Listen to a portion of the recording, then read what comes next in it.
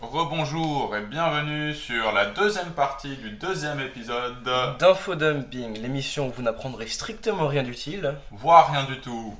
Plus... Mais tu sais ce qui casse un peu les couilles avec la Bible quand même, c'est que si c'est la parole de Dieu quand même, être absolu, être suprême, ça se doit d'être un peu plus clair quand même, parce que tout ça, en fait, t'as tellement de lectures possibles de la Bible qu'à la fin, franchement, c'est un peu casse-couille. C'est un livre écrit par des hommes, non par Bah oui, bien sûr. Après, là, on est en train de parler d'un point de vue athée. Moi, je te parle d'un point de vue religieux. Là, je te parle de la perspective où c'est effectivement bel et bien Dieu qui a écrit la Bible. Dans ce cas-là, déjà, tu as beaucoup de problèmes parce que, par exemple, la parole de Dieu, qui doit être en quelque sorte quelque chose d'absolu, aussi, elle a quand même vachement été changée, par exemple, par les papes. Mais après, les papes aussi sont censés être les représentants de Dieu sur Terre. À la fin, si tu regardes, même le fait que les papes sont en train de changer tout ce qu'ils veulent, quand ils veulent, à un moment, t'as les limbes, à un moment, t'as pas les limbes. Tu penses vraiment que Dieu, s'il existe, il est juste en train de changer les trucs comme nous on le veut? Non, c'est pas comme ça que ça marche. Je veux dire, au bout d'un moment, t'as un être absolu. Un être absolu, ça ne change pas, c'est absolu. Non mais déjà, il y a un point qui est intéressant. T'as raison, il y a un point qui est intéressant, tu es un être absolu. Mais le problème, c'est confrontant, prenons un chrétien et un musulman, qui ont deux dieux fondamentalement différents. Le chrétien dit « je dois te tuer, Dieu me l'a dit ». Le musulman dit « je dois te tuer, Dieu me l'a dit ». Dieu n'a pas dit ça à quelconque, c'est juste pour c'est juste pour un acte immoral. C'est lequel qui a raison?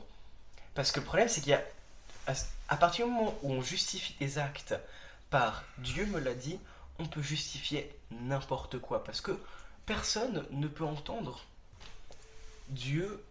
Disons que si Dieu parlait à certaines personnes... Si t'entends Dieu, c'est que t'es schizophrène, je veux te dire. Donc, Oui, non, mais ça, c'est autre chose. Mais disons que quelqu'un qui entendrait Dieu de manière théorique, personnellement, je suis agnostique, donc j'y crois très moyennement. Mais même s'il ne l'entend pas et qu'il dit qu'il l'entend, personne ne peut dire qu'il a tort, parce que si ça se trouve, il l'entend vraiment. Bah oui. Bon, personnellement, je n'y crois pas, mais ça fait qu'on peut justifier des choses absolument affreuses, on peut justifier des massacres, des guerres, des croisades, justement. Il y a un truc qu'il faut dire quand même, parce que là, tu parles effectivement du Dieu chrétien et du Dieu musulman, comme si c'était deux dieux différents. Maintenant, effectivement, je pense que tu demandes à qui que ce soit, ils vont te dire c'est deux dieux différents. Mais maintenant, tu les prends dans leurs caractéristiques. Et là, je vais te parler... je ne sais pas si c'est les caractéristiques qui sont énoncées dans les textes religieux même, je te parle des caractéristiques que les gens attribuent généralement à ces dieux. D'accord?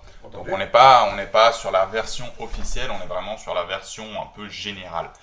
Donc généralement, les caractéristiques qui vont revenir, ça va être omniscience, omnipotence, omniprésence, donc être partout à la fois, et aussi omnibénévolence, donc c'est-à-dire qu'ils sont totalement bons, ils sont que bons. Mais maintenant, si tu veux, dans la philosophie, il y a un peu une idée qui en soit une idée même pas si profonde que ça, c'est si tu prends deux objets, exactement le même objet, exactement dans le même espace, c'est le même objet. Si tu as un crayon, tu prends un autre crayon, tu le télétransportes exactement là où il y a le crayon, c'est un seul crayon, en gros. Techniquement parlant, oui. Bah oui. Et puis en réalité, c'est la même chose avec Dieu. Parce que quand tu y penses, omniscience, ça veut dire que tu sais tout. Si tu sais tout, ça veut dire qu'il n'y a pas plusieurs savoir tout, il y a un savoir tout. Et après, même par rapport à l'omniprésence, ça veut dire que tu es partout. Donc à la fin, quand tu regardes au niveau des caractéristiques, il n'y a pas la possibilité que le Dieu chrétien et le Dieu musulman soient deux dieux différents. C'est aussi simple que ça. En effet. Après, est-ce qu'on... Le problème avec ce genre d'interprétation, encore une fois, c'est que les dieux, même s'ils sont les mêmes, prenons que les dieux soient les mêmes. Personnellement, je suis relativement d'accord avec ça. Le problème, c'est non pas le dieu, mais la lecture humaine et la culture qui va avec. Enfin, le problème, entre guillemets, le problème dans le sens où les incompréhensions viennent de la lecture des textes sacrés et de la culture qui s'ensuit.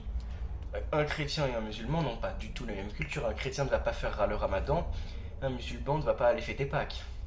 Mais ce que je veux dire, c'est qu'à la fin, les textes sacrés en soi si effectivement ils attribuent toutes ces qualités à Dieu, les textes sacrés ne sont pas corrects, tout simplement parce qu'un Dieu qui serait omniscient, omnipotent, omnibénévolent, tout ça, un Dieu absolu ne ferait rien.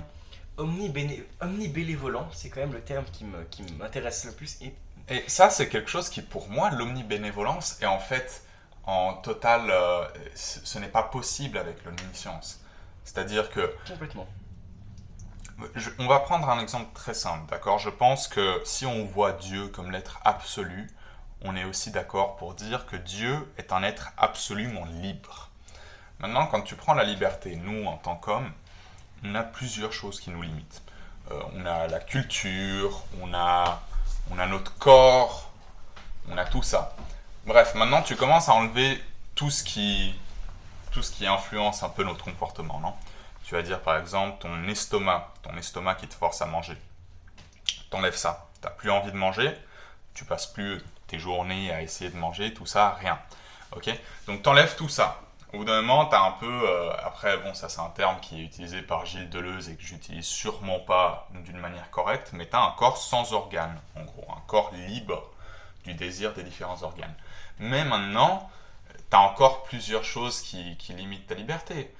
T'as tout simplement des désirs, on va dire, ça veut dire je veux faire ça, ça va quand même te limiter dans ta liberté. À la fin, si tu enlèves tout ce qui te limite dans ta liberté, tu enlèves tout aussi ce qui te pousse à agir.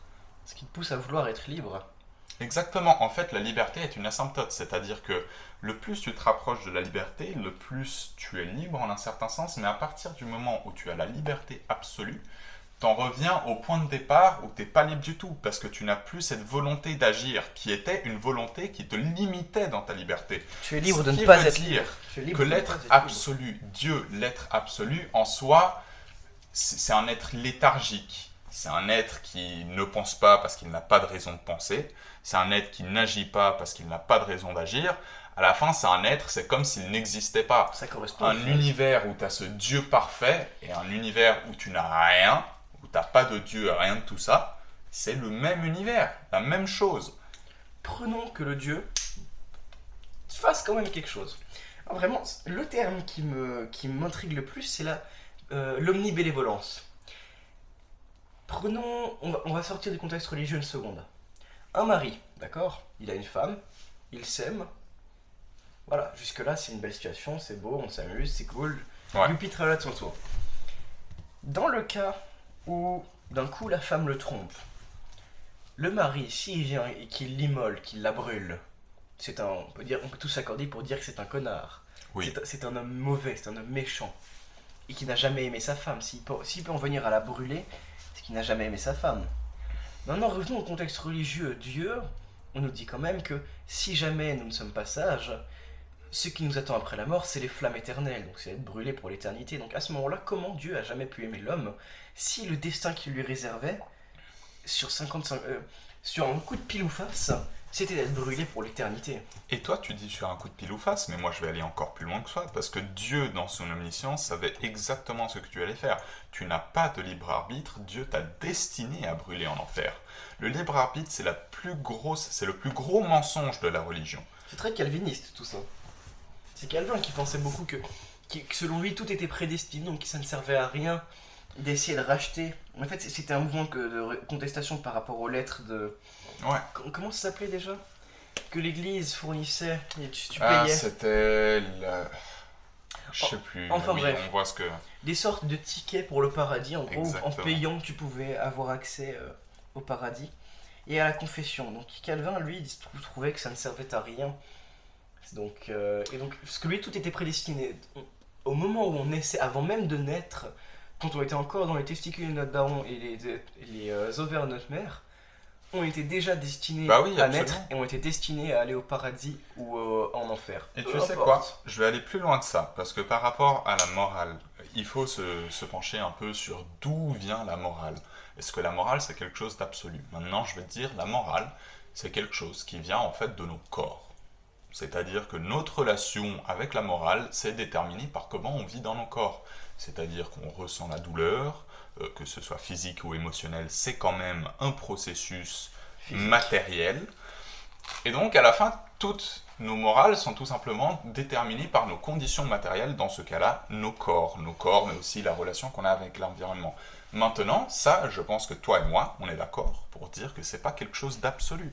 Par exemple, dans notre société, faire mal à quelqu'un, c'est quelque chose qui est considéré comme mal, parce que globalement, l'être humain n'aime pas la douleur. Maintenant, si Ça tu dépend prends... des gens. Hein. C'est pour ça que j'ai dit globalement. Mais maintenant, imagine si l'on prend, par exemple, une société alien, on va dire. Imagine-toi une seconde, une société alien, où justement, la douleur est toujours vécue comme plaisir. C'est une société masochiste, où d'un point de vue physique, vraiment la norme... La douleur active la dopamine. Là, exactement, c'est ça la norme. Et ben là, c'est très probable justement que blesser quelqu'un, ce soit vu peut-être comme une forme d'affection. Donc là, quand tu as un Dieu absolu, avec des morales absolues, mais qui sont quand même des morales humaines, eh bien tu as un modèle qui est totalement centré sur l'humain et qui renie totalement l'existence d'une autre possibilité. Je te rappelle qu'à la base de la Bible, un des principes, c'était le géocentrisme. Ah bah donc oui. Le fait que la Terre était au centre de tout. Depuis, on a découvert l'héliocentrisme. L'héliocentrisme, on a découvert le reste de l'univers. Et moi, je vais revenir sur ta conception du fait que tout est causé par nos besoins matériels, comme ça. Mais à ce moment-là, on peut aussi dire que toute l'histoire est causée par nos conditions matérielles. Mais à ce moment-là, Absolument. on rejoint ce que Karl Marx pensait avec son interprétation C'était quand Le matérialisme historique. Ouais, exactement. Ouais. Le matérialisme historique, qui selon lui, l'histoire est définie via... En fait, c'est même pas vraiment matériel. C'est défini via les combats entre les classes sociales. Le matérialisme historique, c'est défini via ce combat. Ce combat qui est mené par souvent les classes du bas, parce qu'elles ont faim, parce qu'elles ont mal. Donc, on revient à ta conception de tout est lié à notre corps physique. Si on n'avait pas d'enveloppe physique, nous n'aurions pas de guerre, nous n'aurions pas de plaisir, nous n'aurions pas de douleur. Et d'ailleurs, parce que par rapport à... Ça, on en parlait l'autre jour, justement, cette idée que tout est prédéterminé, n'est-ce pas? Donc, l'idée, c'est très simple. Imagine-toi que tu as un dé. Tu lances le dé à 6 faces sur une table. A priori, on peut se dire qu'effectivement, il y a une chance sur 6 que ça tombe sur n'importe quel numéro. Non? Techniquement, c'est faux, mais bon. On s'en fout. Bref, ce que je veux dire, c'est que maintenant, si tu connais toutes les données, la vitesse à laquelle ça tombe, l'angle auquel tu l'as lancé, tout ça, si tu as vraiment toutes les données sur ça, tu peux prédire exactement comment le dé va tomber. Et donc, cette idée, effectivement, c'est que tout simplement, tu peux prédire tout ce qui va se passer dans le futur si tu as les données correctes. Donc maintenant, c'est quelque chose, l'humain ne s'échappe pas de ça forcément. On a cette illusion de la liberté d'action qui en soi est fausse puisque justement notre cerveau est aussi est matériel et du coup suit toutes ces lois matérielles qui sont prévisibles. Et maintenant, la conception qu'on a de Dieu, justement cette conception immatérielle, en fait Dieu est un être qui est en dehors de tout ça. Dieu est le seul être libre puisqu'il n'est pas matériel et que du coup ses actions ne sont pas déterminées par un nombre d'équations, qui sait quoi. Et puis c'est là que justement tu peux voir ce désir dans la religion souvent de se distancer du corps matériel comme un désir à la fin de rejoindre Dieu. Je pense à un exemple flagrant, pour le coup c'est dans les religions de l'Est, où le but justement de notre vie c'est d'échapper le cycle du samsara, donc le cycle de résurrection éternelle, pour rejoindre Dieu, pour rejoindre l'immatériel. À la fin, il y a ce désir du suicide du corps physique pour rejoindre ce plan de liberté absolue en un certain sens. Ou une renaissance spirituelle. Ou même pas forcément liberté absolue, mais liberté quand même.